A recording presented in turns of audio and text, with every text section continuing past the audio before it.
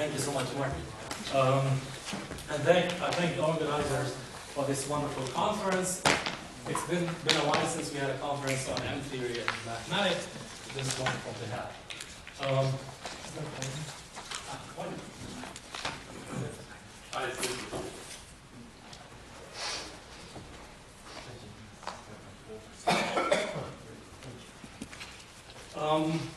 So it's going to be a survey talk, and I'm happy that Urs set up the scene for the basic mathematical constructions and definitions. So I'm going to build on, expand on this connection between M-theory and mathematics.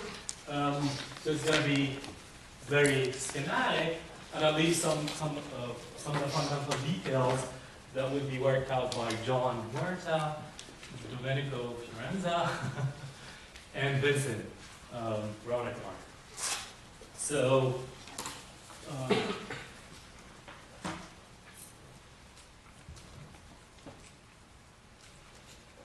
going now. Okay, so I'm going to give a global overview first, and then move on to M-theory and start extracting some geometric and topological structures there. And most importantly, I'm going to talk about rational homotopy theory, constructions and correspondences that arise from M-theory, and answers what we think are foundational problems in that area. And in that last section, sorry, there's a typo. In that last section, we're going to talk about recent developments leading really to the down means forward. To the work with Urs, Domenico, John, and Vincent. So global overview. So I'm going to start very schematically. So in this area of interaction between mathematics and physics, what is it that we really want? So we want math from physics. So the question here, what new mathematical structures and constructions can we extract from studying M-theory? We want math in physics. So what mathematical structures, conditions, tools should we have in place in order to properly describe M-theory? I could remove M-theory and put string theory or quantum field theory or physics. That'll still work. The upshot is, if I was giving this talk to a math audience, I would say, why would I contaminate your math with physics? Then the answer would be, because physics shows us the way. Now, since this is a mathematical physics audience, I would do it the other way around. By tracing things in the context of math, the physics becomes more transparent. And indeed, we find that in our experience. I'm sure some of you have seen that as well. So we're going to look at M-theory and try to extract some interesting structure out of that. So it connects to a lot of higher things in the context of this conference: higher geometry, supergeometry, covariant homotopy, parameterized homotopy, generalized homology, differential homology, and some combinations of these with the corresponding adjectives. Since this is the first talk where we're talking about M-theory per se, I'm going to start the scene with the corresponding physical gadgets in M-theory. Oops. So, M-theory in many dimensions, the objects are M-branes, the M2 brane and the M5 brane, and then the reduction to various string theories in 10 dimensions would lead to strings in D-branes, is folklore. And in doing so, what we require consistent formulation, no anomalies in the context of previous talks, mathematically rigorous if possible, and contain as much information about the system as possible. And what one finds, again in the context of higher structures, if we look at classical spinners, we want some bundle-like structure with a spin group. If we talk about string theory, we want the string group, 5-brane theory, the 5-brane group. And as you can see, this is very, very schematic. I want to make it precise, but if I do, I want to be able to cover 5% of what I intend to do. Okay. So now one distinguishes topological versus geometric information. Topological information usually included in field strengths, topological anomalies and constraints, And the geometric information usually with the potentials, Wilson loops, homology. And just without the notation, the particle will have a field strength F0, which is a curvature of a bundle, usually connection A. For the string, we have degree 3 field strength with a degree 2 potential. For the M2 brane, we have degree 4 field strength with a degree 3 potential. And for the M5 brane, we have combinations of things. I can move the M, and it's going to be all of these. The M5, strictly speaking, in G4 and G7. Well, in fact, it depends. All of them arise in some sense that I'm going to explain later. And they have corresponding potentials of dimension 1 less than these. So now a little bit of contrast or comparison between what happens in string theory and M theory. The sigma model here has a source which is a two-dimensional worksheet, and the target is three-dimensional. In M theory, it's here I'm referring to the name of the object. The name of the object is the M2 brane. It's three-dimensional. And the target is going to be 11-dimensional space-time. One can have spinners, sections of various twisted spin bundles. And then we have that B2 potential is well, it depends on how we count. It's going to be a connection on a 1 gerb. C3 is going to be a connection of 2 gerb. And then the boundary of the string can end on the D brane. The boundary of the M2 brane can end on the M5 brane. So I'm going to use these things later. Here, there's one fundamental condition called the free-splitting condition, which takes the first elliptic class and sets it not quite to 0, but up to the class of H, the curvature of that B. And on the M theory side, there's the Witten flux quantization, which takes lambda by itself is half P1, and P1 is the first Pontryagin class. Or lambda itself is the degree 4 cohomology of the spin, so it's the generator of the cohomology of the classifying space of the spin group. So it's the spin characteristic class, that's what it's called. We take a further half of that. And one viewpoint, and in this talk I'm going to be emphasizing viewpoints, is we want to look at these physical conditions through obstruction theory. So I want to view these as, say, obstructions to orientations or obstructions in the sense of differentials in some Hisham spectral sequence. If you take the viewpoint of orientation, you get from here, and from this condition here, is that this corresponds to a twisted spin C structure. This W3 by itself, the spin C is the requirement for a spin C structure, and H3 is a twist. Similarly here, half lambda. Well, there's this issue of half that one can talk about extensively, but I'm not going to emphasize it here. Lambda by itself is a string structure, but it's not set. It's not quite set to 0. It's set to A minus G4, and A minus G4 is going to be the twist for that string structure.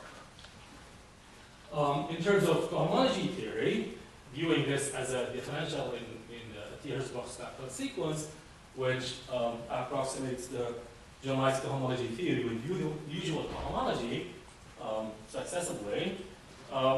This is going to be the differential in twisted K theory, and this is going to be interpreted in terms of twisted, some variant of twisted elliptic cohomology. And there are a lot of homotopy constructions here that I won't be able to go into, at least not in detail. What we want to do here is take a step back and look at rational homotopy theory, and throw in some geometry and look at other angles that are usually missed if you look at the problem head-on from a hardcore homotopy point of view. Okay, so this is what we're going to do. We're going to start with M theory, and then if you look at it somewhat semi-classically, you look at rational homotopy theory, and then the more you go into the quantum regime, the more you see of a generalized cohomology.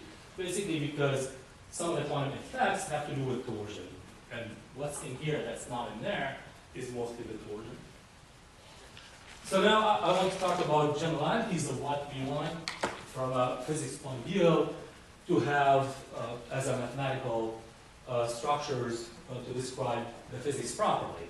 So we start with cohomology, and what we want to do, we want to the fields or the charges start out as being a cohomology, and then eventually they make their way to generalized cohomology, which can be twisted or differentially defined by accounting for symmetries in some sense, and by including genetic data such as connections, chain character, smooth structure, smooth representatism maps, and so on. So I want to motivate briefly each one of these three concepts. So generalized cohomology. So motivation comes from, well, in this context, comes from trying to model the fields in quantum field theory, string theory, and theory. So schematically, what's handed to you usually is are differential forms. Let's say fields as differential forms, and then you start refining the description and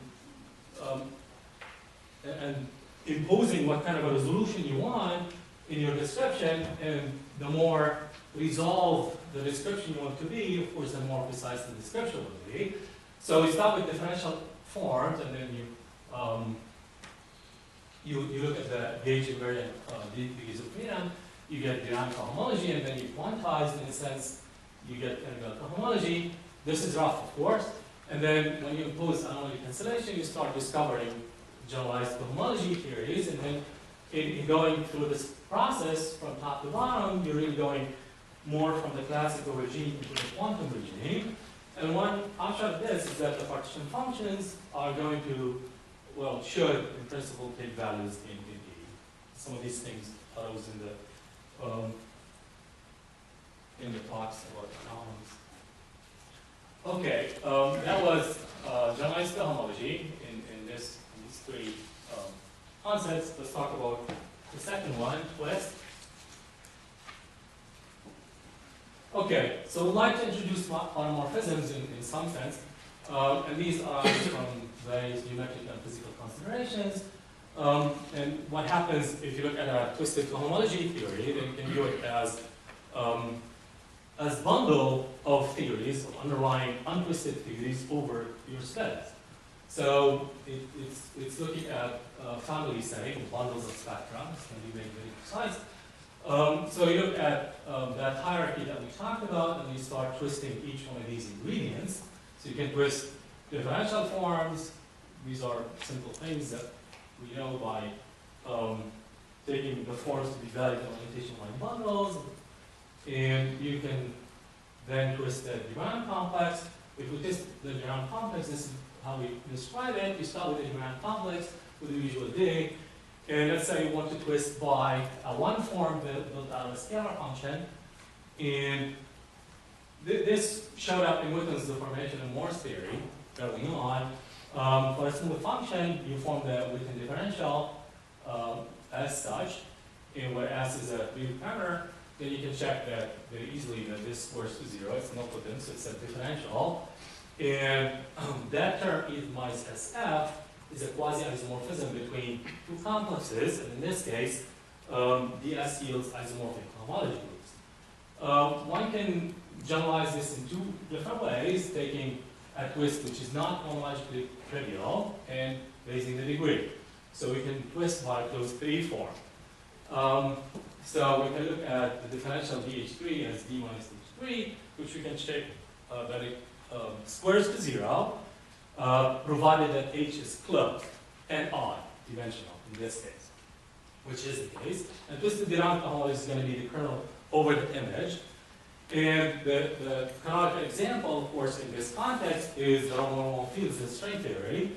If we form the fields like this, take in type 2A or type 2B, depending on the parity, and then you form them with, you adjoin a generator to make a uniform degree, and this is a twisted, an element of twisted Durham cohomology. What about higher twist? We talk about twist degree 1 and twist degree 3. What about higher twist? So mathematically, one can build a differential by adding any odd closed form, and there's a corresponding twisted Durham complex. So the example is going to be relevant for us here, is that if you look at erotic string theory, So basically the context there is that aside from the supergravity part, you have a Yang-Mills part, you have a Yang-Mills field F, and what I want to do, I want to abelianize it, so break the structure group down to a median group, and look at its Hodge dual in 10 dimensions. That's going to be an 8 form, that's a 2 form. And then if we look at the variation of the action using the coupling that arises in the Green-Schwarz anomaly cancellation, then you get this expression here. G minus H7 on that total class is 0. That sort of, whoops, wrong way. Is it wrong way? Oh, you go. Okay, so it mimics this, because here we have D minus H3 on F, on the total normal field, is equal to 0. So this is going to be, oops. Would the local is still isomorphic to Durham differential in the same way as in the Witten's case? No. Locally, because... Locally, yes, of course, because the twist is locally trivial. Yeah, and potential. Can we use that if you have just still resolution and stuff? If you level the sheets, you have just this isomorphic to Durham complex. So it is. I mean, in all these twisted theories, locally the twist is trivial, so you might as well talk about the untwisted theory. yes. But so from a cohomology point of view, you really don't gain anything. But if you want to supply the data as local data, then yeah, you can do that. Yeah. Okay.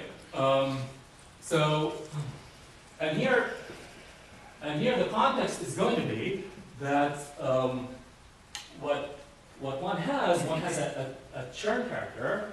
In the case of degree 3 twist, what you have twisted K theory mapping with a twisted chain character to twisted Durham cohomology or twisted rational cohomology. And so what happens here is you're really starting here and you're trying to build your way up that way against the churn character, right?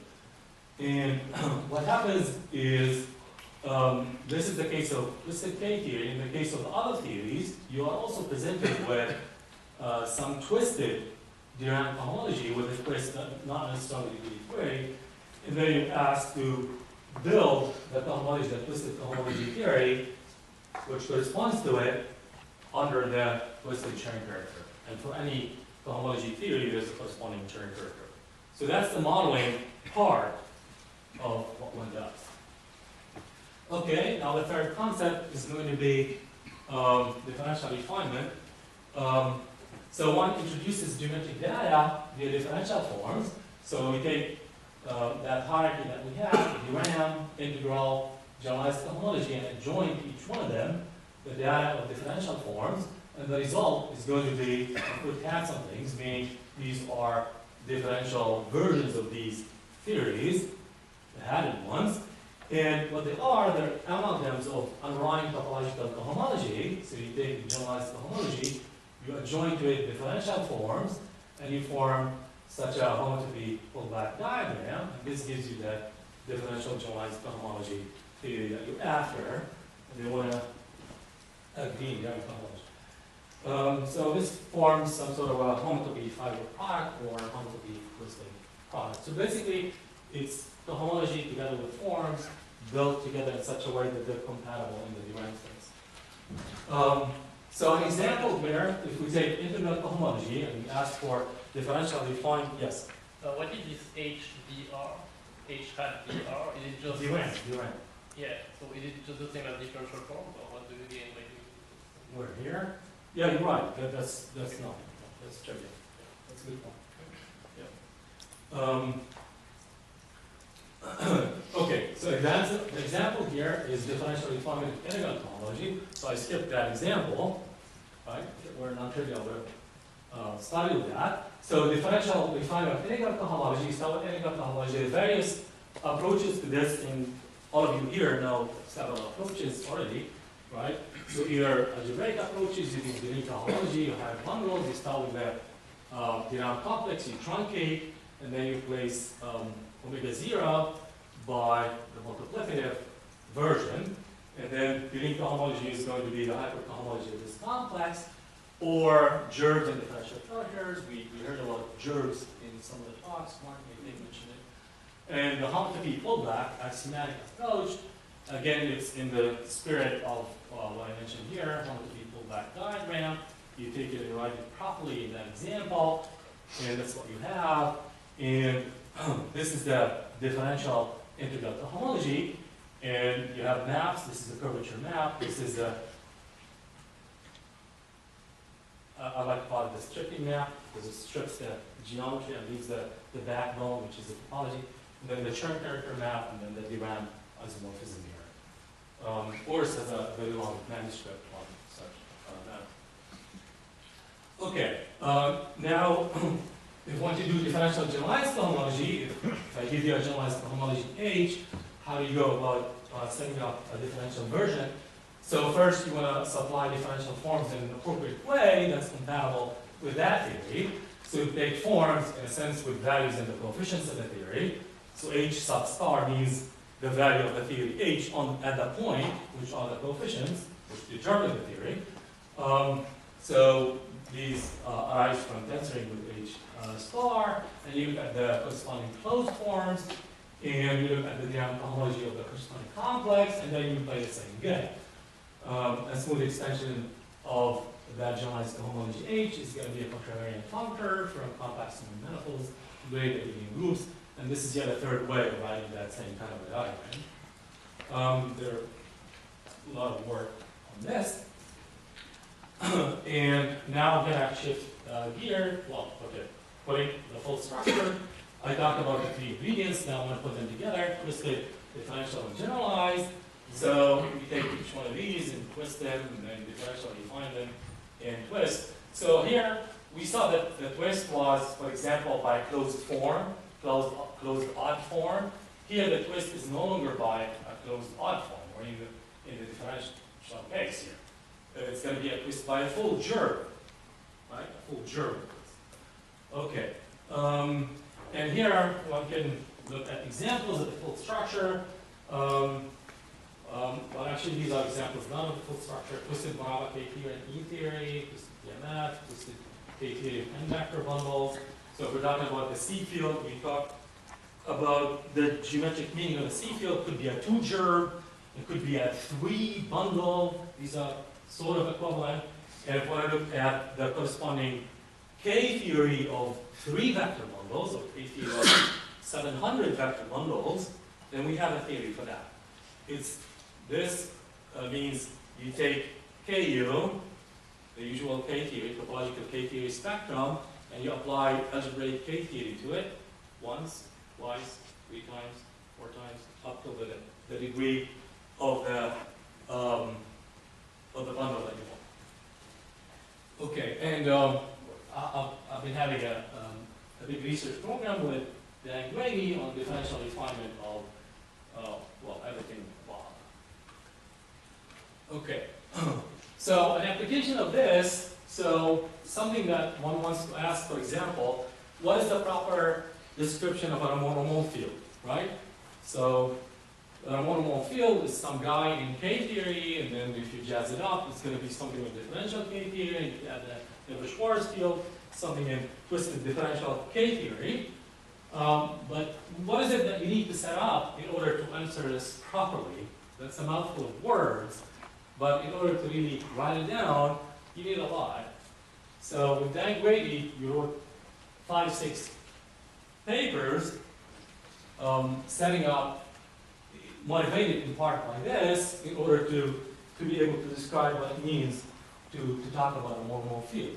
So in one paper, we looked at primary operations, which are schema squares, and we provided differential refinements of those.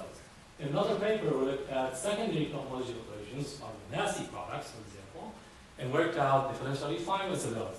And we looked at the T-Hesselhoff spectral sequence in twisted differential cohomology, and then you set up a setting like this, where the differential of the untwisted theory, when you twist, what happens is that the bare differential gets modified by secondary cohomology operation, and if you look at the differential theory corresponding to a topological theory, Then you take that differential and you differentially refine it.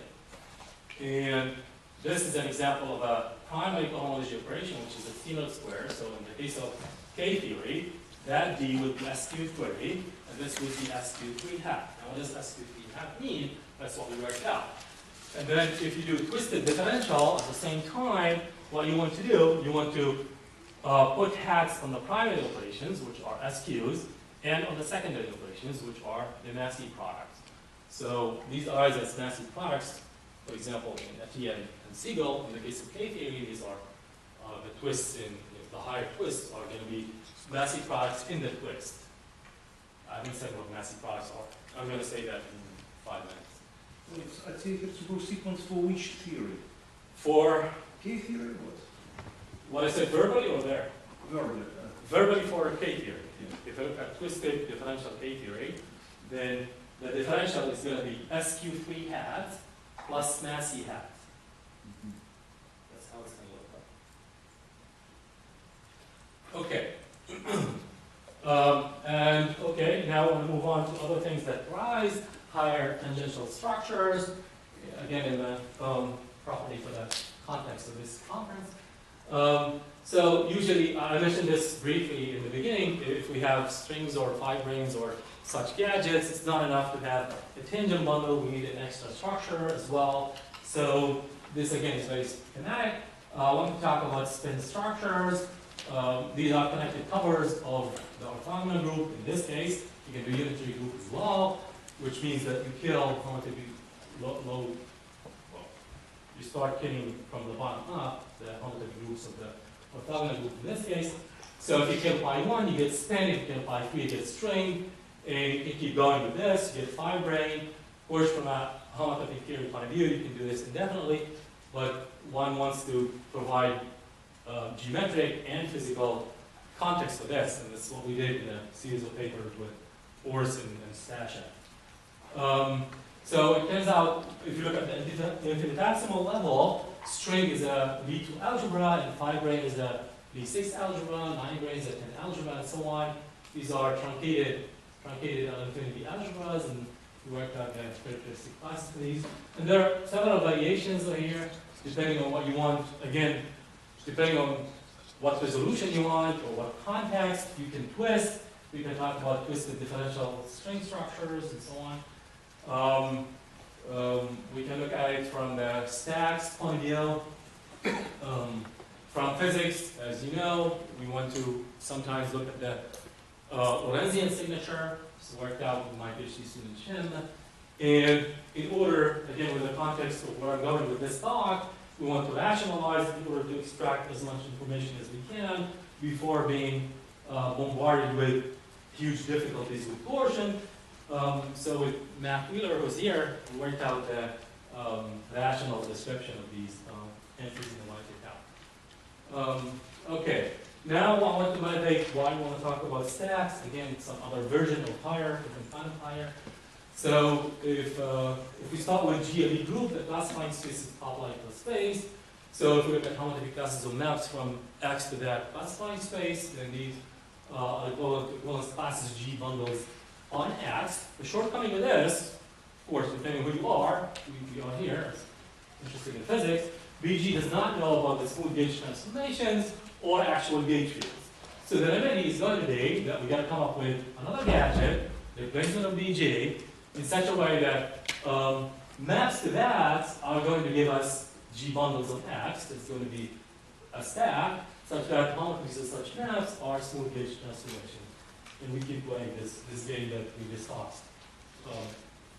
And then one can do differential refinement to a richer smooth stack by including connections, navigable connections, such that the maps will correspond to actual GM node speeds. So the two configuration space is going to be this mapping stack, where elements are gauge fields and morphisms are gauge transformations.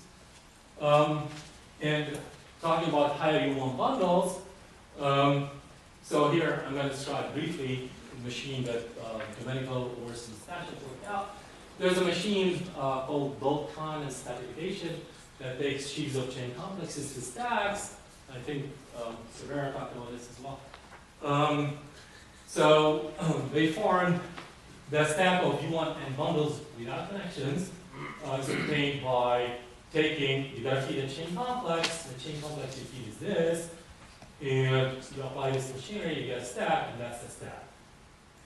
And now if you throw in connection, this obtained by taking this modified complex, which is the lean complex, in this case, and you feed it into the machine, and you get this stack. And equivalence classes U1 and bundles are natural bijection with hypercohomology. Yeah, I should have erased that. So basically, it's hypercohomology. Let's concentrate on this. So hypercohomology of that. And similarly, if you have with connection, it's going to be with that corresponding set. So I should have here mapping stack components of and there's now how do we get the stacks to talk to one another? They talk to one another by making the chain complexes talk to one another in way of having a morphism of chain complexes.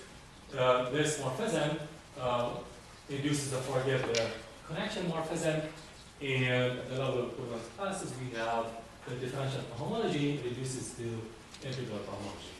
So now this stripping the geometry business, there's a functor called geometric realization that if you take any one of these stacks and then you apply this geometric realization functor to it, you get the underlying topological space.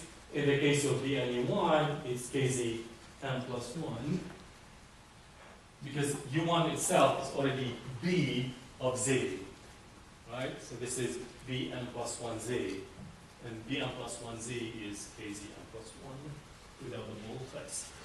So the vertical lines remove the boldface, basically. And you can do it for other stacks as well, not a Bn, that have none of the content. Okay, so that was the overview. Doing maybe that would be bad with time. How much time have? 20 past or 20 available? Or both? Am I good way? Okay, so now I want to talk about M-theory and start abstracting things in relation to that. So this is a very brief overview of the system that we have in M-theory. We have a Lagrangian, bosonic Lagrangian. G4 is a 4-form, and it's the same notation that I used at the beginning of the talk. And if you look at the variation of this action, well, without the gravitational part, with respect to C3, well, we're not going to see C3 anyway. Then you get this equation of motion, and G4 also satisfies the Vienna identity automatically. And this is a second order equation. This can be written in the fourth order term by looking at total derivative like this. So we can take star G4 and define it to be G7. We're in the oven images, remember? And this is going to be D6 minus half C3 over D4, where now C6 is the potential for this new field G7 that's secretly star G4, and it's the Hodge rule. So here you have your fork. You can either take G7 to be star G4 all the time, or take it to be an independent variable. Okay. And then one has fermions as well. So there's a section of a twisted spin bundle that satisfies a Dirac-like equation. And usually, the way physicists write things, they tell you that this G4 is really a super form, which has fermionic parts, so they write it as a bare form plus some fermionic bilinears, and the connections as well. They're going to be connections on superspaces and so on. The strategy that we have is that we're going to extract the topology of high geometry from bosons and fermions separately.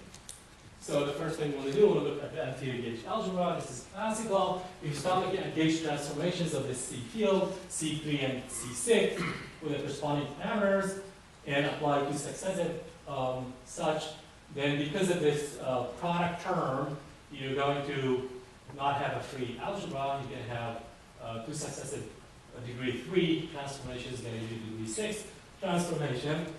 And this is really due to the, this triple term here, or which gives this double term. Okay, so now we formalize this a little bit. So it's gonna look like this with the anti-commutator. We use graded commutators to look like that, and so one extracts somewhere kind of flatness from this. If you look at this strategy of writing total uniform degree field strings, then you can form C3 V3 and C6 V6, degree 0 if you like, total. And if you look at an element like that, and you look at, I mean, this is in analogy with positive space theory, look at the field strength G, which is the new M-branes, then you get the molar compound. So we will have, this is what happens in the physics order. Now we're going to have two interpretations of this that we start connecting to rational homotopy theory. So the first one is this, that we're going to have a Durham complex twisted by degree 4. So remember that we said that the Durham complex can only be twisted by an odd degree form.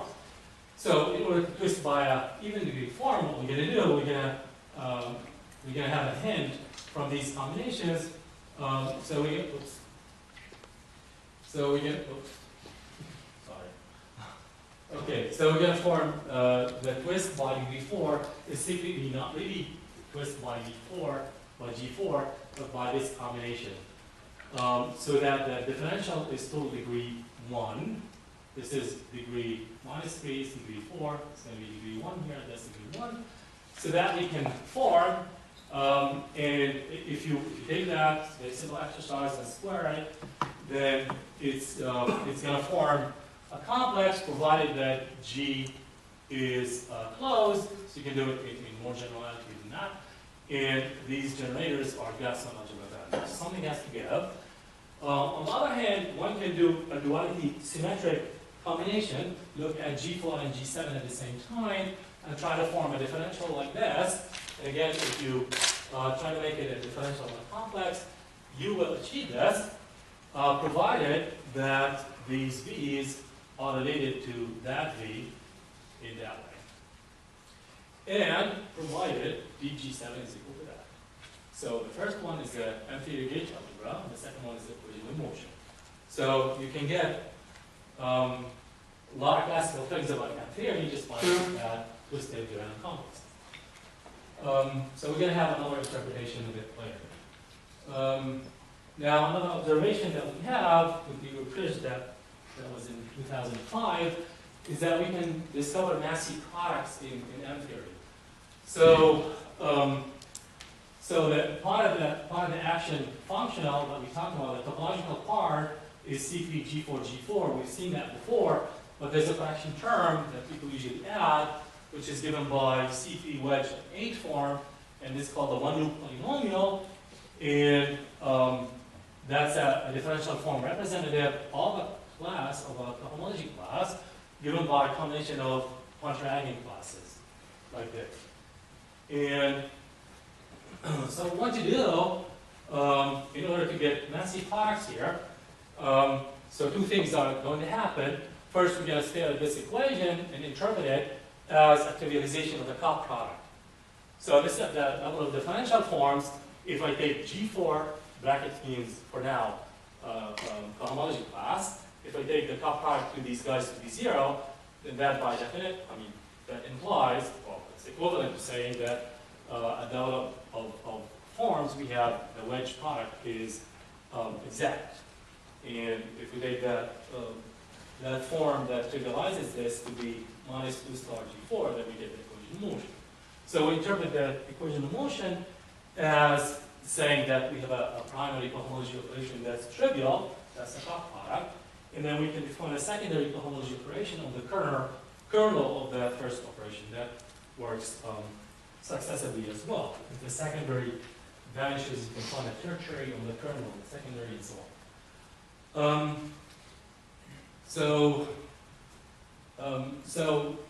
I don't know how much detail I should go through this. Differential graded algebra, I think Urs mentioned that, a lot of detail. So if you look at the homology of the algebra, of a differential graded algebra is a graded algebra, and there's this operation called massive product from the triple product to itself. So there's shifted notation here. This should be L angle or angle here. So it's defined only when the cut product of pairs is 0, with a common element beta. In this case, and the dimension of the result is going to be, if you take triple product, the result is going to be the sum of dimensions. But for this guy, it's going to be sum of dimensions minus 1. And it's also well defined, not well defined, only up to, well, modulo terms of the form of combinations of this. So again, when alpha beta equals d of something, beta gamma d something else, we can set this massive product to equal to that expression. And it's a cocycle, and again, it's defined modulo the indeterminacy. So the implication for M theory here is that the equations of motion are going to define a triple massive product. And if we view star G4 as an independent field, we can actually find part of the Lagrangian itself, be it as a massive product. And one very interesting fact is that the one loop term can be explained as part of the indeterminacy. So let's see, let's go back here. So you see this, if I write this as G4 wedge, the antiderivative of that, then that's part of these expressions that I have. Oops. These expressions that I have here. And yeah, so this is what I said here. So we can view I7 as a flat potential for I8. So this one loop term, which a lot of calculations in M theory had to happen in order for us to discover it, we can at least predict its existence due to the massive product. And from a structural point of view, this means that some rich homotopy structure underlying this. And again, with that, we've been taking things and differentially defining them, and we define the massive product. I mentioned this earlier, right? So we can do it here as well. So talking about talking about this one loop term that you can add here. So let's see what effect it can have on M-branes. So that seven-dimensional theory was mentioned in Samuel's talk. So when a class is trivial in cohomology, then this allows, then this means the corresponding differential form is exact, so it allows us to consider boundaries, Stokes kicks in, and so on. For the M2 brane, trivially we have Chern-Simons theory, because this, remember, M2 brane is associated with string structures. String structures are given by the first contrastive class, trivialization of which is given by Chern-Simons. All of this is very schematic, of course. For the M5 brane, we have a 5-brane structure whose trivialization is going to be given by degree 7 Chern-Simons. And because of that interaction, the Chern-Simons term, well, a lot of things are called Chern-Simons. Well, this is actual Chern-Simons, but then that term, this term, sometimes it's called Chern-Simons term. As you can see, it's of the form that sort of looks like the Chern-Simons in high degree. Okay.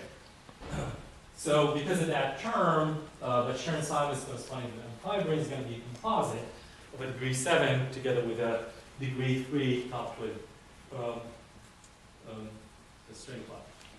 So this captures, I mean, it's a very long story, it's the beginning of a long story. It captures some aspects of that theory that was in the discussion between Horst and Samuel. Okay, so the Abelian case, this goes back to the conformal blocks identified with geometric quantization in 7-dimensional Chern-Simons theory, which really arises by looking at taking the space-time to be a product S4 and S7 and integrating over S4 and taking the flux of G4 over S4 to be n, and that gives us that 7-dimensional theory, some sort of a dimensional reduction. This induces on a 6-dimensional boundary the 7-dual two form. So that's a abelian case. In the non-abelian case, that one loop polynomial is going to supply for us the non-abelian part. So, and again, if we repeat the same story, what's going to happen is we're going to get a Chern-Simons term. And again, here Chern-Simons is a schematic thing, meaning whatever trivializes that cohomology class, whether composite or not. So that IA Durham, previously I called this I7, but here we're going to call it CS, the corresponding Chern-Simons. So that's going to supply non-abelian aspects of the theory here. So remember this flux quantization condition that we had earlier. I wrote it by multiplying it by 2. And if we look at the boundary, what's going to happen is that the G4 is going to trivialize. That's the general feature. So that's going to be 0 if we stare at this condition and use that philosophy that conditions in physics, we want to view them as conditions, right, or obstructions. Then this is basically a twisted string structure, because P1 by itself, with or without F, is going to be essentially a string structure, and then that A is modifying it, is twisting it. So, the upshot of this is that what starts out being a string connection globally, using this point of view, looks like a two connection of twisted string two bundle, or equivalently a twisted differential string structure. So I didn't have differential here, but you could add some things. Where the twist is given by that class 2A. And one can do a lot of things here. So for example, you can take this and then put hats on things, right? Basically do differential refinement. What does that mean? It's not an exercise, but it really captures more of the physics that you want, more of the physics and the geometry that you want. So your expressions would be in differential cohomology as opposed to them being in cohomology. So I think maybe I want to skip some of these things. So here you can form all sorts of stacks that corresponds to configurations, B field, C field, the string to connection that we just talked about, and all of a sudden I have E8 here. So it turns out that that A, the class A, has to do with an E8 bundle in 11 dimension. And one can form, so part of this, where this is going is that we want to get to a stack that describes the configurations of the supergravity C fields. Is that 2A related to the half? Sorry? Is that 2A related to the half? Yes, they had those multiplied by 2, which is really, yeah, that, Yeah. because of that too. So if we divide everything by 2, it's going to be G4 is half, all of half P1.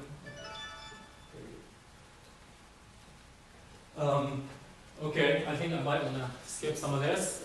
It's the last talk of the day, I think. Everyone is ready to go? Okay. Okay, so one can form a multi-line stack of supergravity C fields, basically. Oops, wrong one. So I'm going to skip this. So basically, given what we had before, a field configuration of an underlying, now we're doing the C field, so it's going to be 3 connections as opposed to 2 connections. A string connection, we're going to have, because we're talking about gravity, maybe I should go back over here. So the data, at least, is a 3 form, which is a C field, SO value 1 form, 3 bind.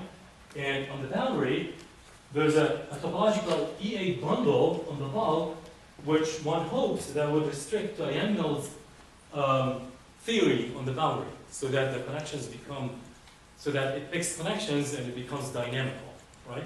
That was an often problem in physics, and we solved it with numerical orders. So we came up with stacks that basically restrict on the boundary to stacks with connections. That's the summary of what's happening here. So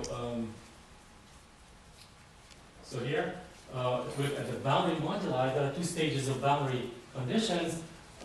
Restrictions to the M5 requires only that the cohomology class of G4 to vanish, and the differential form part may remain, and indeed we have a gateway class or form on the undefined branes of line. We can do restriction to the boundary string theory, and there the full differential cohomology class is required to vanish. And in both cases, the E8 bundle picks up connections with the boundary and becomes dynamical. Okay. All right. So that was the first part. Well, second part. Now, third part, we're going to enter rational homotopy theory properly. Okay. There were indications that we do have that. So again, we're going to revisit the equation of motion, and we're going to try to extract, stare at these, and see how much geometry topology you can get out of this. So looking rationally, that's what we're going to do, but you can look at more refined things, as we saw earlier, twisted gerbs, twisted structures, and so on. So here's really the main point of the rest of the talk. So G4, a priori, should be described by a map to KZ4. Why is that? Because it's going to correspond to a cohomology class, degree 4 cohomology class. If we do differential refinement of that, then we're going to make it correspond to a map from Y to whatever differentially defines KZ4. And we've seen that it's B2U1 with a connection, right? Because geometric realization of this, which strips the geometry, is going to give us the homotopy type of KZ4.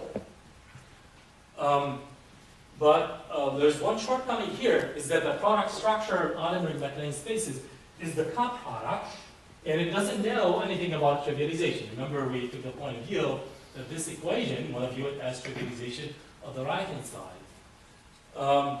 In order to supply that, we need to look at pairs G4, G7, such that they correspond to maps from Y, from our space-line, somewhere.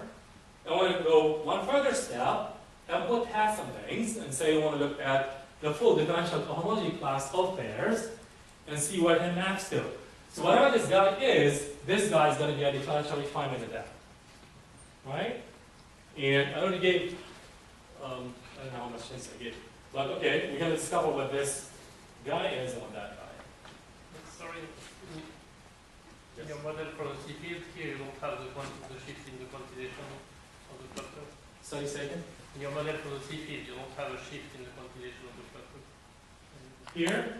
I mean, if lower when you say it's a differential refinement, this where you Here? yeah. Oh yeah, I mean, we always have that shift when I'm suppressing that. You can always, oops, sorry. So you can always say, instead of G4 being that to that, G4 minus A is the map to that. Yeah, it's in the background. Good point. Okay, but I'm trying to make it as transparent as possible. But that's a very good point. All right, so next, the first observation. So in rational homotopy theory, I don't know if this has been mentioned. So there are two models. There's a Sullivan model, and then there's the Cohen model. So if we take the Sullivan model idea, then the above equations, if you look at the force sphere and work out the minimal Sullivan model of the force sphere, right? Then it ends up being this. It's an exterior algebra with two generators of degree 4 and 7 satisfying that. What does that look like? It looks exactly like the equation of motion and the Yankee identity, right? So, okay, let's keep that in mind. And the factor of half is missing here, but that has to do with something called the Whitehead bracket, and the fact that we're in a dimension of a quaternionic half vibration that's going to stay with us for the rest of the talk. This half vibration here. If you look at the Cohen model, then and work out how to transition from the Sullivan model to the Cohen model, then you find that the lead bracket due to the differential is given by this, with appropriate grading, with all brackets being 0, for n equals 2, then this graded the algebra has that bracket. In that bracket, again, after normalizations and things, there is the Cohen model, which exactly gives the empty gauge algebra. So these are two indications. Remember, we said that classically, most of what we're interested in a priori are the equations of motion, the Yankee identity, and the empty gauge algebra. That's what governs the classical structure. And they are seen by two models of rational homotopy here. So this is the starting point of many observations to come. So what comes out of this? Comes out of this the proposal that higher gain fields in M theory are for cycles in co-homotopy. As you know, homotopy is described as maps from spheres to spaces. Co-homotopy is going to be the other way around. Maps from spaces to spheres. And so what is it that we're really saying here? So we're saying that S4, so remember, let's go back one step. KZ4 is the classifying space, right? Now we're saying take classifying space for the jazzed up versions and replace them by S4. So S4 is some sort of a classifying space. So the configurations are going to be homotopy classes and maps from your space-time to S4. Because a priori it was homotopy classes and maps from space-time to either McLean space, which is cohomology. Right? So this is a replacement of cohomology. Okay. So ultimately we're interested in the full mapping space, and again, given the philosophy that I outlined in the beginning, we want to do differential refinement of this, right? And supply the answer to what is that hat. If this is S4, if this is cohomotopy in degree 4, this is going to be differential cohomotopy, right? And indeed, with Domenico and Ors, we worked this out explicitly in using stacks and chain complexes. And for the next several transparencies, this is a preview. We're going to look at reduction of the circle. So if M theoretic entities are described by maps to the force sphere, if I do a reduction to string theory, what will fields in string theory correspond to in relation to S4? Right? So the most transparent of which will be type 2A, because that's the base of the circle vibration, right? Whose total space is M theory spacetime. So what we're going to see, and remember we said that the Ramon fields are described by twisted K theory. So if that's the case, then this idea of mapping to S4 in M theory should reduce under dimensional reduction on the circle to twisted K theory. Right? If you think about it, you say there's no chance in town, right?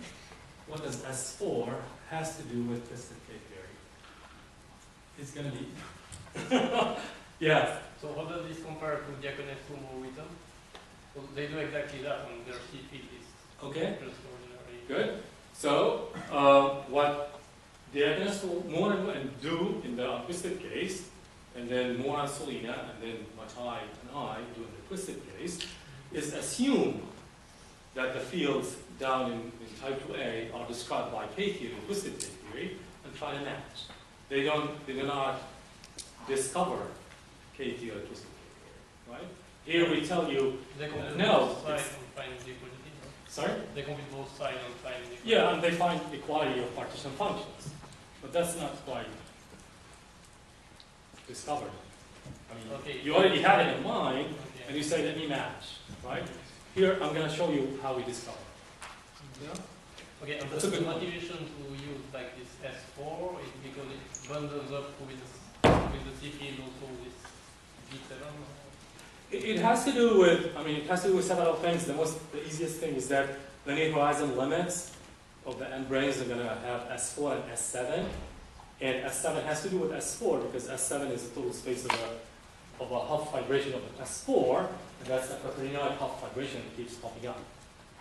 That's really another motivation, aside from this observation about rational homotopy theory.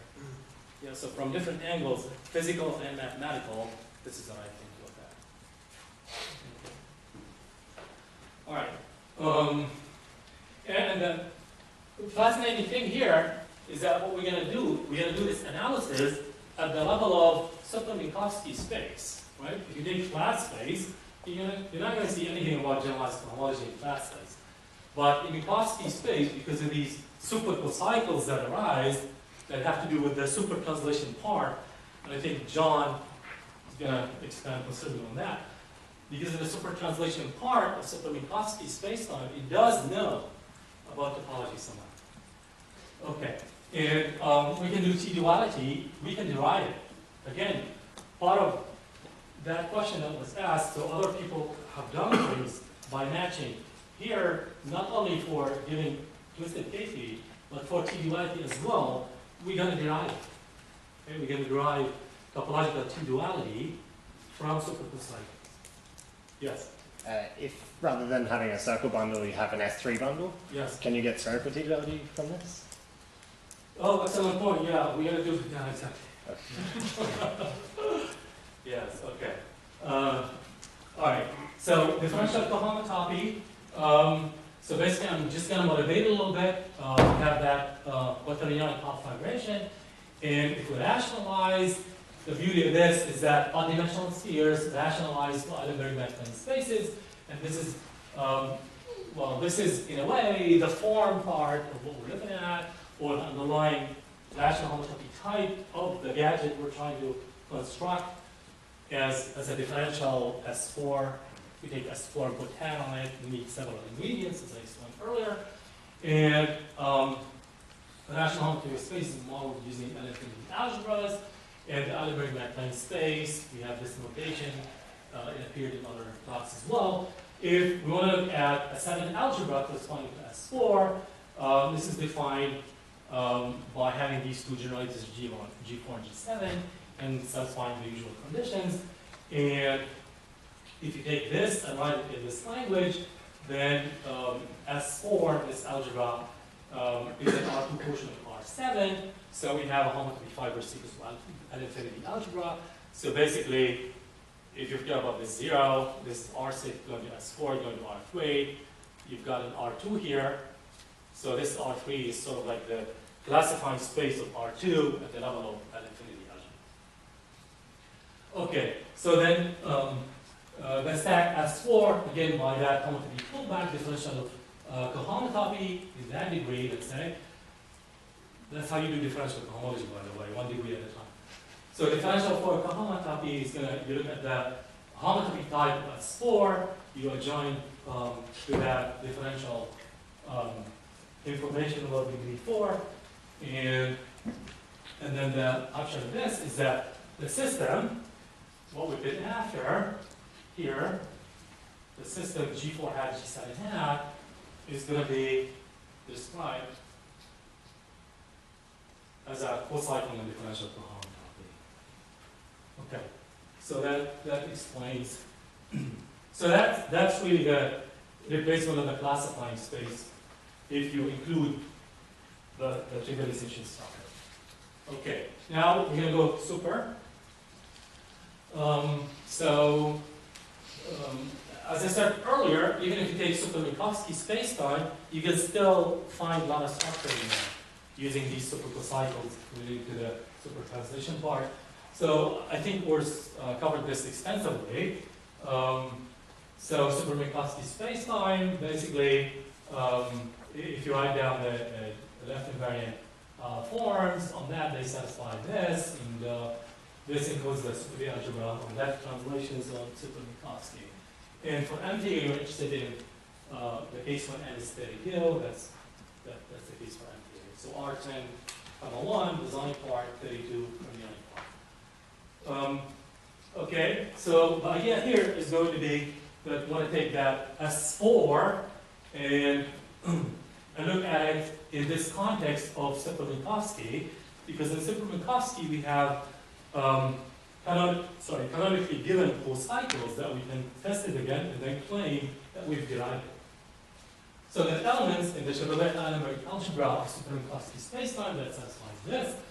And part of this purification degree 4, degree 7 is that we have they're components of one morphism to the, so by the way, this L, this funny L, is the L-infinity algebra corresponding to the rationalization of that space.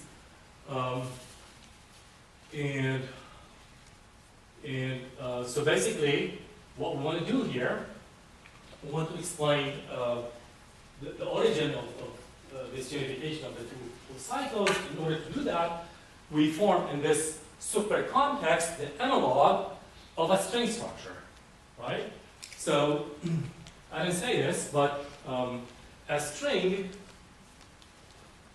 So the string group can be as vibration KZ2 string spin.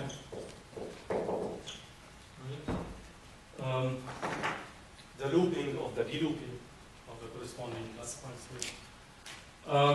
So I'm going to do the same thing here in the super context. So what's going to replace KZ2 is going to be B2R, and then on that side, is that visible? No? What's the solution? Black, What's that? KZ2, string, thing. Okay, and then if you do it at that super level, what you pretend is that you're gonna apply a classifying functor to that, so you're gonna have classifying space of KZ2, BKZ2, which is KZ3. It's gonna sit over there, and that's that guy. So we're forming. I hope I got the degrees right. So what we're forming here, we're forming a string, a super string group over super Minkowski. So super Minkowski, we're going to view it as the analog of spin. And on top of that, on top of super Minkowski space, we're going to have a super string group, right? In the sense of being supersymmetric version of a string group. And this is part of a huge construction that Urs told us about this morning, with geometry fibers and so on. There's a corresponding co-cycle when I interpret that U7, remember? So there's a corresponding co-cycle that goes from that super guy, we called it M-branes appropriately, to the corresponding algebra corresponding to S7, which we write as D6R. And the idea is that both of these are B to R principal bundles, meaning KZ3, the analog in spaces would be KZ3 principal bundles, if the degrees are right. The ingredients, the main point here is that the ingredients arrange themselves according to the quaternionic Hopf vibration. So you've got the quaternionic Hopf vibration here, S4, S7, S4, and then here you're going to have S classifying space of S3 rationalized. S3 rationalized is KQ3. S3 rationalized is KQ3. And KQ3, or R3, is going to be the loop space, this guy. So this is again one of these sequences where the last guy is going to be the missing guy over there. Okay, so the point here is that mu7 and mu4 indeed combine in order to give an infinity map from super Minkowski space to that model space that we have. Now some applications. So I want to do dimensional reduction on a circle. So again, we asked this question that we asked 10 minutes ago. If the fields in M theory modeled by S4, what would fields in type 2A theory be modeled by? Right? So there's some circle floating around, right? So that circle got to play a role here. So, and indeed, so remember this is the model for S4. So I want to look at the loop space. There's this adjunction that we're talked about between loop spaces and circle bundles. So the free loop space of S4, if you look at the loop space of S4, you work out the model corresponding to that is going to be given by 4 generators satisfying those. Okay? So the last, well, let me see. The first and the last are looking familiar in M theory, and then this guy and that guy are looking familiar in type 2A. But in order to make it even more fitting with what we know about type 2A string theory, we take the homotopy quotient of that loop space. There's the action of the rotation of the loop, we mod by that, right, as an equivalence, and we look at the corresponding model for that space, that space is called simplified space, and this is going to talk about that, and I think numerical as well, more extensively. But the point here is that you look at the generators and the relations, and if you look at the relations here, what are you going to see? You're going to say, well, okay, I know formally this looks like things I've seen in string theory, right? If you write down the system of equations satisfied by the normal fields in the presence of another sparse field, they're going to look exactly like this. That's going to be F2, F4, H3, F2, F6, H3, F4, big H3, and that's its dual, big H7, the guy corresponding to the NS5 brane. So, amazingly, even the guy corresponding to the NS5 brane, which you think you shouldn't really get because this is hard to do with that, and usually you only get half of them. But here you don't get half of them, you get more than that, right? And this is precisely, together with the coefficients, matching precisely with the equation, with the Bianchi identity for H7, or the equation of motion for H3. Okay, so that's very fascinating. We're getting close to saying what the model of corresponding to type 2A is going to be. Well, basically that's simplified space. And if, well, of course, these equations are not really in K theory, but in rationalized K theory, obtained by applying the Chern character. So we're getting close to twisted K theory. At least we got twisted rational topology. This dimensional reduction can be formalized, right? So what does it mean to do dimensional reduction? So one very interesting observation here is that, well, we know that in general, M theory exists in a total space of a circle bundle with type 2A down here. But what about if we take the spaces to be Minkowski spaces, or even more drastically, super Minkowski spaces? It turns out that, yes, the type 2A super spacetime is going to be the base of a circle bundle of the M theory spacetime, rationally, in super rational homotopy theory, in the sense that Force explained to us, the foundations of what Force explained to us. So again, we're going to play this game of finding homotopy fiber sequences of L-infinity algebras, which in this case will exhibit, well, that's the classified space of the circle, so it's going to exhibit a cycle corresponding to that. So it's going to be a central extension of the algebra specified by this we call the zero brane super cycle, because it is, if you look at the supergravity literature, that's how the cycle looks like. Okay, there's going to be an equivalence. So part of this Kaluza-Klein reduction, you can ask, well, how much does Kaluza-Klein reduction retain? Right? I start from a theory to Kaluza-Klein reduction. Right? I do all sorts of truncations and all sorts of conditions on throwing stuff away. But if you say, no, I want to retain the whole structure, well, you can, yes. So this tells you that you have an isomorphism at the level of full infinity algebra. So the structure itself and the gauge transformations and gauge of gauge transformations, all of that stuff is included in here. Maps from, and it's in the context of that classified space that we discovered. If you take M theory super Minkowski going to M theory classifying space, and then type 2A super Minkowski, type 2A classifying space, and here I say modifying versions arise. Of course, you can do the simplification and be more precise or more refined. So this gives you the dimensional reduction at the level of everything you want to retain.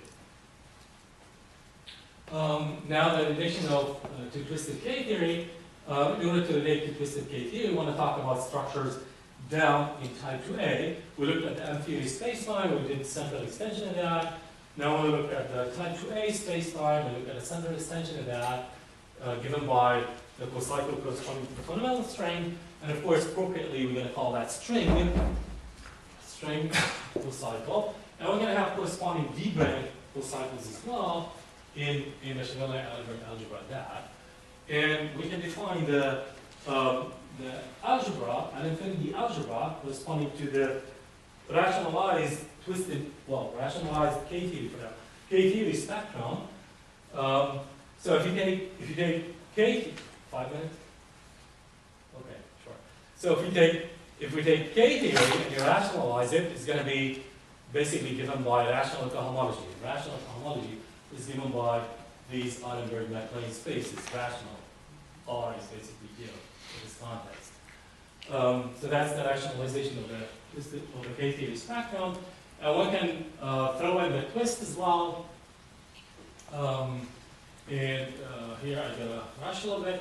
So what we discover is these cocycles are only up to degree 8 are going to be part of that spectrum. And we have a diagram like this. So basically KU by B1 is going to be, this is the model for twisted K theory, because K theory is twisted by degree 3 and B1 is the looping of that. And if we look at that model, we should lay algebraic algebra of that twisted K theory spectrum is going to be given by what we expect. You can have the H field closed, and you're going to have the normal fields given by this twisted equation of motion. But the problem here is that this is truncated, and part of what's the story to come, so one of the goals of this talk is to set up the scene for the other talks, and indeed Vincent is going to tell us how to supply the missing ingredients in order to include full twisted K theory. And this is going to happen by looking at parametrized spectra, and of course parametrized spectra are the proper setting for twisted theories to begin with. So yeah, I'm not going to get punchlines here. I'll let Vincent tell us about this. It basically takes S4 and looks at all sorts of quotients and has to do with S3 as well. So I'll skip that. And then Domenico is going to tell us about T-duality in this context of L-infinity algebras as an isomorphism of L-infinity algebras between twisted K theory and twisted K1. Sigma suspension, it raises the cohomology degree by 1. So sigma Ku means K1. And one has, again, in the context of Super-Minkowski spacetimes and with these God-given supercocycles, which tells you that we are really deriving, not only just formalizing. Okay.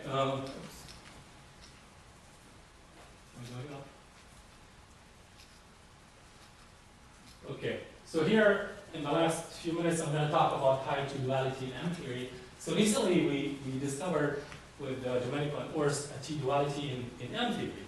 You know, T-duality arises in K theory, in string theory, but we find it in M-theory. If you replace the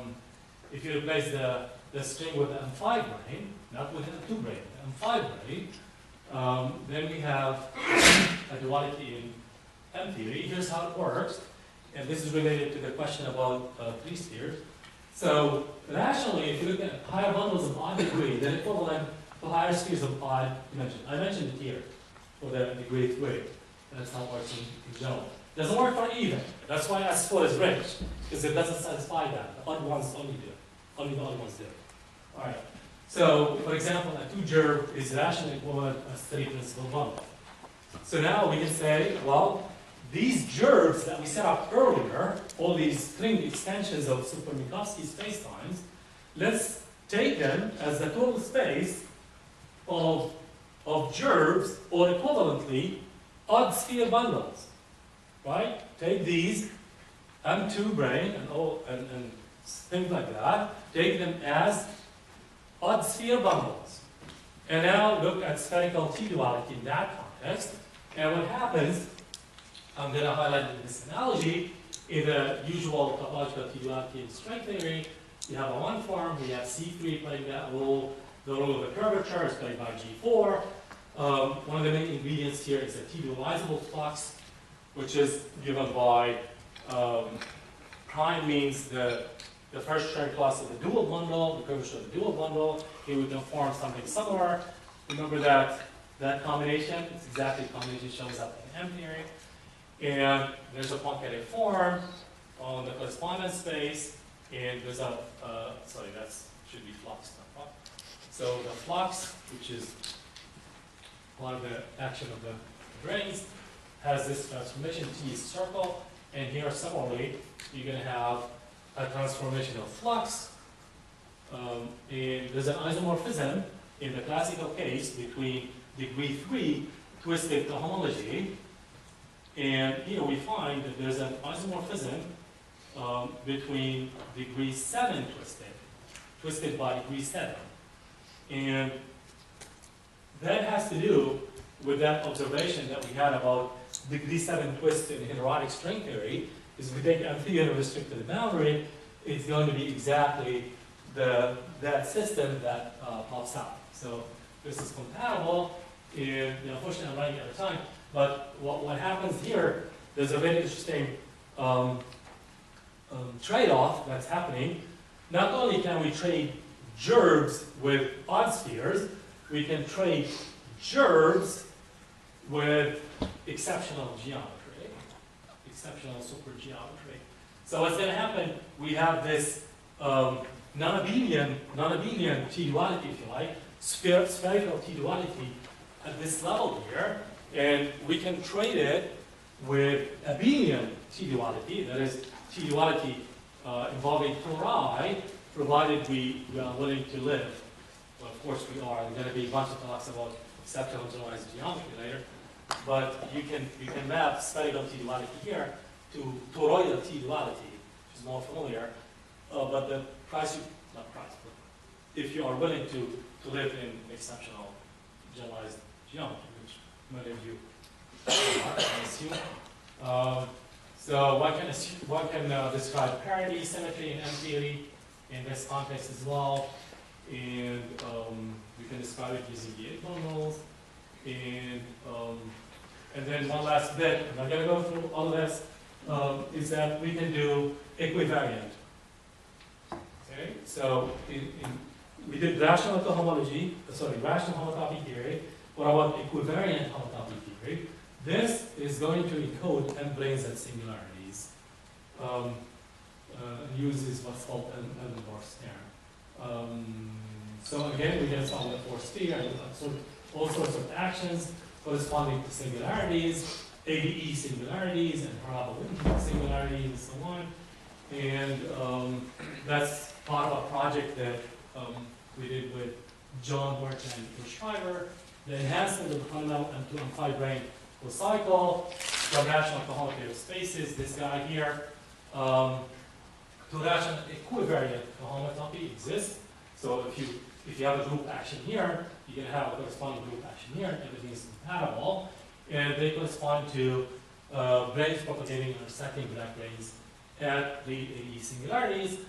Part of this involved a full classification of finite group action on Super-Minkowski space-time. John is a big fan of that. And I'll end with saying here that these homotopy fiber constructions that Horst talked about in general, and I elucidated to earlier, are going to serve a purpose of supplying the missing branes from what's called the old brane scan. There's something called the old brane scan. It doesn't account for those branes that have high gauge fields on their brain Wiltonian, and because of this idea that they live on a structure over the structure that you thought they lived on. That's really what. And finally, I'll end with this. So this summarizes the visual structure here.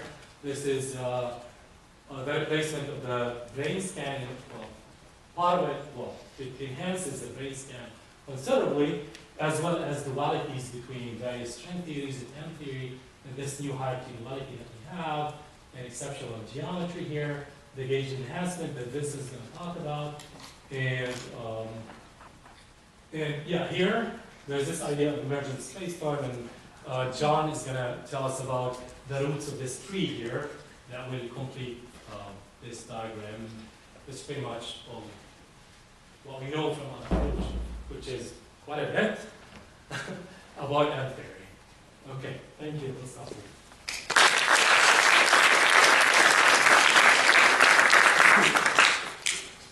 Any questions? Yes. If I understand well, rationally. That's so Working rationally. Rational homotopy. So how can you distinguish the K theory from cohomology? Yeah, that's right. So, like I said in the beginning, you start working rationally, and then you start supplying torsion one bit at a time. And because we're using universal constructions, when you go from rational to non-rational, right, usually the yoga is that these constructions will carry over. So there are a lot of indications that even though we're working rationally, and it's not really a sheet, that we could have said rational homology, we have indication because of the universal constructions, that's one thing. Second thing is that this equivariant enhancement is going to supply some torsion because of finite loop actions. So we're starting with rational, working our way one bit at a time, but we're confident that it's taking us in the right direction. Yeah, but I don't know. Say you reduce on a circle, Yes. and then say you find K theory. Type 2. But No. to find K theory, how can you distinguish K theory from just ordinary cohomology? If you're working rationally. So one should add it's twisted K theory. So plain K theory rationally is a direct sum of unmapping length vector, of course, it's ordinary. But twistedly it's not. So with free twisted K theory, I mean you still don't see the full twisted K theory, but rationally it's distinguishable from twisted cohomology. Not exactly. So it's kind of inching the way forward to identifying it. But So it's not exactly the full theory, and it's not exactly the bare cohomology. It's somewhere in between. But again, because of the universality, we feel we're pushing it. And Vincent is going to have a lot to say. So the E8 bundle appears because it's categorical E8 by E, the boundary theory. Yeah, so what happens, you want to interpret this degree 4 class and that shifted flux quantization. And using index theory, other means, we then found that it's best interpreted as the class of an E8 bundle, but just an E8 bundle, not an E8 gauge theory. It's an E8 bundle in M theory, and then you want to say, what does it have to do with the heterotic boundary, which we know has an E8. You want to take this topological theory and make it dynamic on the boundary, meaning you want connections to pop up. There's been various ways of trying to do that, and we did it very universally using stats. How you can get the dynamical fields in the fabric. So you're deriving heterotic from this structure. Yes, that's right. So you mentioned S7 and S4, so these are the two preferred Yes. spheres. So I can understand if you complexify theory in S4 and cross ADS7, then you have the M5 brane, which is at the boundary of ADS7. Yeah, the horizon limit of that. Right, and then likewise for complexify S7, and then you have the boundary of ADS4, which is the M2. That's right. And I think that's part of the motivation, right? Stand Right. So I'm thinking about AES CRT, like, so how is it that maybe from this structure we can see this holographic correspondence? So if you look at AES space, okay, so it's a real direction and then there's the boundary. So if you consider complexifying one more dimension now, so instead of just S4, S7, and then additional cross, like an interval, some kind of radial direction. Can you sort of guess what happens in this whole construction? I mean, there's another way of looking at the relation between M theory and type 2 string theory in this context by taking S4 to be sort of a vibration over S3. S3 with, right? S3 with intervals, right? With these generations on the boundaries. And in fact, making that mathematically precise is going to be part of what Vincent is going to tell us about, and I mentioned it briefly here.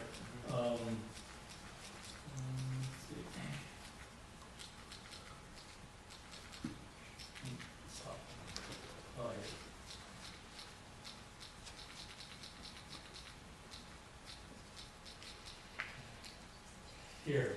So if you take S4 and apply a circle action on it, you're going to have two fixed points. S0 and S0.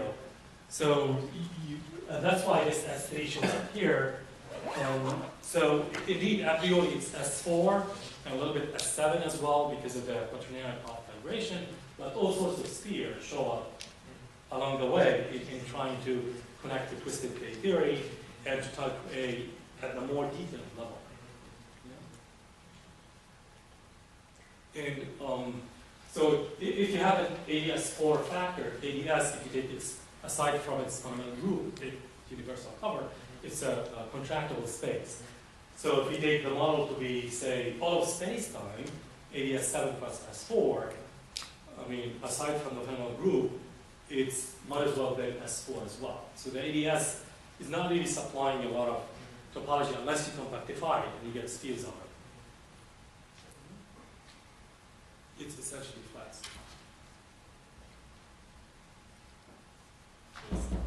So, you said that in this work with Lind and Wesselman, you've shown that K-theory of n categorified vector bundles is classified by K of K of K of K of KU, is that right? So what is your notion of n categorified vector bundles? Can you say a bit more? Well, I mean, okay, this is really a big deal because if you take just 1K of KU, Yes. 1K of KU, Yes. that's going to be, it's a big project by Scandinavian group, last known as and others, right? And they provided this in order to give a geometric model for elliptic homology, right? And there you use two vector bundles in the sense of Kaplanov-Polyarsky. Of course, there's other notion, but they prefer to use that. And yeah, it's going to be a notion like that. Of course, if you tell me write down expressions for 527 It's like a vector space. It's like an n-fold version of Yes, the it's an iteration. Yeah. Yes. You continue this question about twisted K-theory. So can I guess what you get? Because K-theory, if you just get rid of Torn, is simply the two-graded version of homology. It's not just homology, but it's simply or even part and odd part. Yeah. And if you have just one piece of data, it's pure closed form. Yes. Then probably it still should be some kind of twist and isomorphism. This is a two-grade space. You can maybe take exponential of your homology class of your form, which would be inhomogeneous form, right? And you just twist, take this sort of similar transformation with that, perhaps, and this will give you another Z2-graded vector space. Is it right? But this is like what we mentioned in the beginning. Because the twist is not trivial, that exponential that we're talking about is not going to be a quasi-isomorphism between the twisted complex and the untwisted. But what exactly so you will get? I mean, we're getting something a little bit beyond rational. But the only piece of data is a homology class of your form that you don't have anything else, right? So You mean there's no torsion? Yeah. yeah, you have no torsion. So But you when we're working towards torsion, we worked out the equivariant, which is a time, a small step towards torsion, and we found compatibility there as well. So in the context of, I mean, we can get well, you have a some- real vector some- space. sorry? You have a real vector space. Is that the greatest real vector space? So can you describe in terms of just ordinary homology and this form to this natural question? What's the exact answer for this twisted K-theory times real numbers, so tensor real numbers? I mean, of course, the coefficients. That, okay. Twist the round homology, is that what you're asking for? So Yeah. cosine. No. That means twisted K-theory tensor R will simply twisted the Durham homology. That was the question. Yeah, cosine of that. Yeah, I don't know what's happened with the twisted thing, so I can't really use that in the same thing. Because you hinted that it's something different. Okay, so I mean, I said twisted rational K-theory, right? But because we have this approach now to go beyond that, that's why I said twisted K-theory. I mean, at this level, let's go back. So I thought the twisted K-theory is like Poolbeck diagram of just twisted Durham and ordinary K-theory. Is it right using the Chern character? Is it right? Yeah, that's, I mean, the best way to describe it is going to be a bundle of K-theory spectra over your space, and then you look at spaces of sections of it. Yeah, but in simple terms. In simple terms. Simple terms? Yeah, what's the answer? So it's vector space, right? That's a great vector space. So Vincent's talk will be all about this, maybe. Okay, so it's not possible to say it in a single time. Yeah, I mean, he's gonna have a whole talk about this standardized quantitative theory approach to the problem, and the proper way to describe any twisted theory is using standardized quantitative theory. I don't know how that translates into simple terms. Maybe Vincent will know. Eventually, not now. Not now. No, I don't think we know. Simple terms, yes. But that's a valid criticism, but we're saying nevertheless. No, it's a valid point, but nevertheless, we're working equivariantly, which supplies a little bit of that finiteness, and we have universal constructions that we hope are going to get the whole, the full picture.